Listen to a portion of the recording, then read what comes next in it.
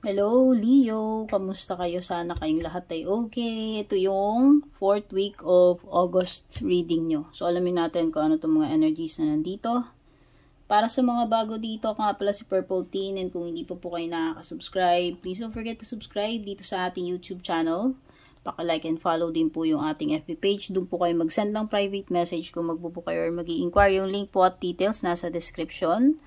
I-tap nyo lang yung link dyan and mapupunta na po kayo sa aking FB page. So, yan. Ano yung mga energies mo? Oh, 4th week of August, meron kang mountain road. You are on the road to success. Oh, malapit ka na palang maging successful eh. Oh.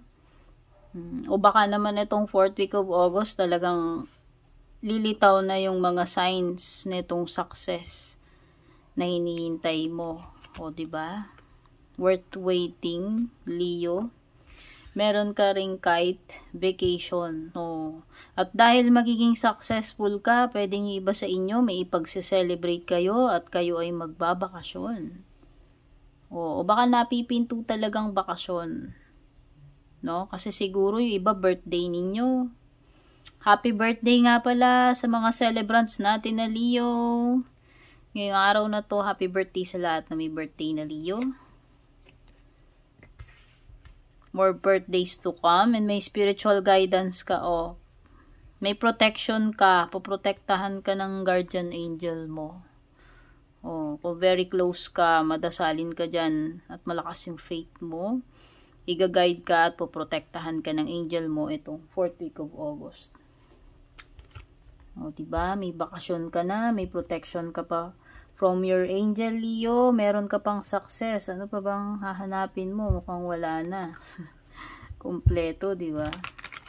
So, tignan naman natin yung love life mo, Leo, itong 4th week ng August.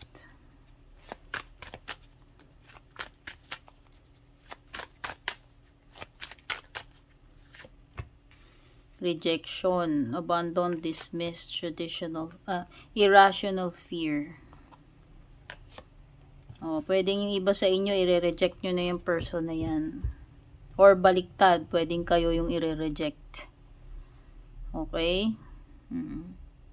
Pwede kasing iba dito, inabandon na kayo talaga niyan eh. No? Tapos, kalimbawa, biglang magpapakita, magpaparamdam. Ang kapal ng apog, di ba? So, kayo naman yung magre-reject sa kanya. So, kung kayo yung inabandon na niya, pag bumalik yan, kayo naman yung magre-reject. O, diba? O kung ikaw naman yung nag-abandon na, pagka nagparamdam ka dyan, para balikan mo, baka naman ikaw yung ma-reject. Depende na lang yan sa ano bang energies ninyo talaga. Kung hindi tumutugma, wag ipilit ha. Hindi po ito personal reading. Collective reading po ito. Hindi talaga ito magre-resonate sa lahat. So, keep that in mind. Tingnan natin pagdating sa pera, kabuhayan mo, Leo. So, meron ka ditong follow-up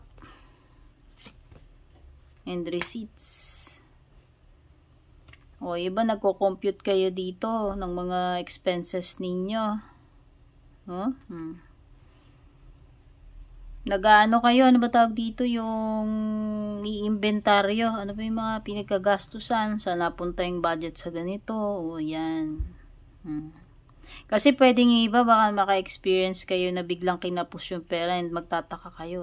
Supposed to be naka-budget yung pera. So, ayan. Baka naman nag-overspend kayo nang hindi nyo namamalayan. Kaya ngayon, ayan, nagko-compute tuloy kayo. Nire-review ninyo yung expenses, no? So, pwedeng yung iba dito may follow-up. Baka tawagan kayo nung in-applyan ninyo. Ayan, oh. So, good sign yan. Baka kayo ay makakire na, no?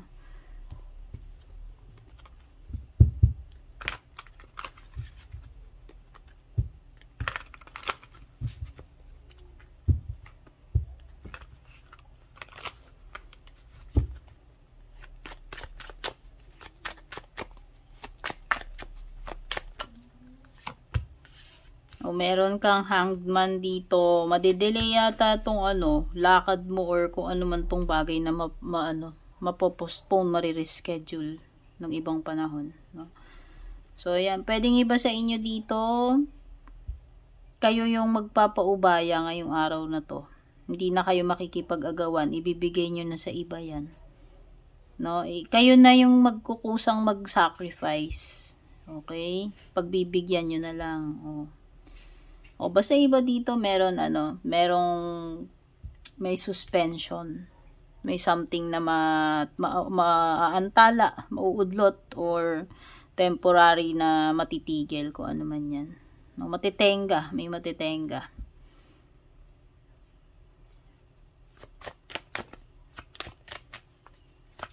Or pwedeng yung iba sa inyo dito, bigla nagbago yung isip nyo. Ayan, nagdiliwanag.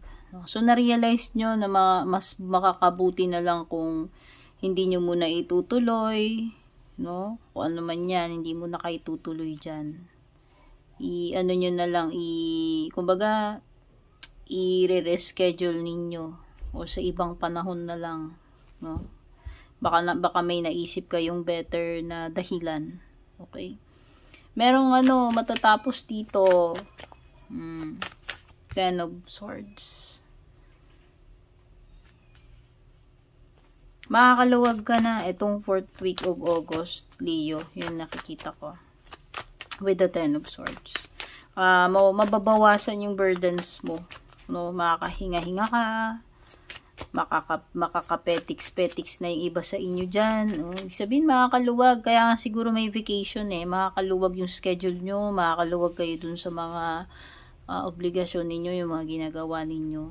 No, makakakaroon kayo ng time na mag-relax, magbakasyon, mag-unwind.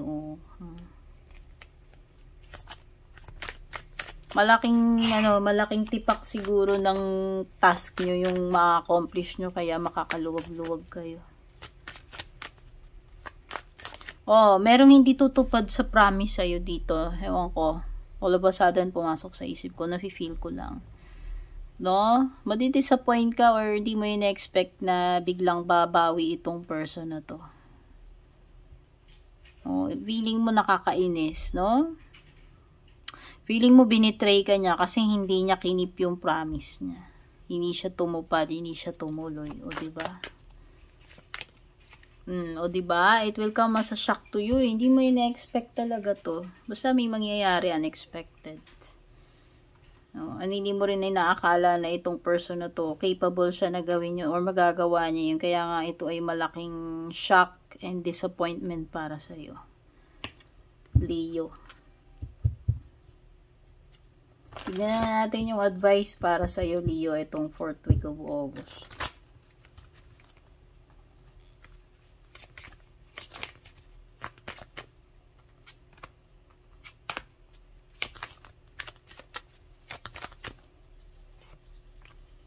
Meron kang reconsider.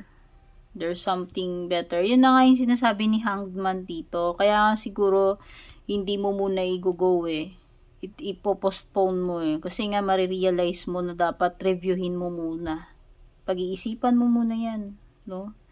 Yan, kaya may reconsider dyan. Sinasabi nitong card mo, pag-isipan mo uling mabuti. Reviewin mo uli, no? And kasi siguro nga yan, baka may naghihintay sa yung mas better. Tama lang yun. Kung halimbawa na i-reconsider mo kasi mukhang may mas magandang naghihintay para sa'yo, Leo. Okay? Happy birthday, Leo. Take care and God bless.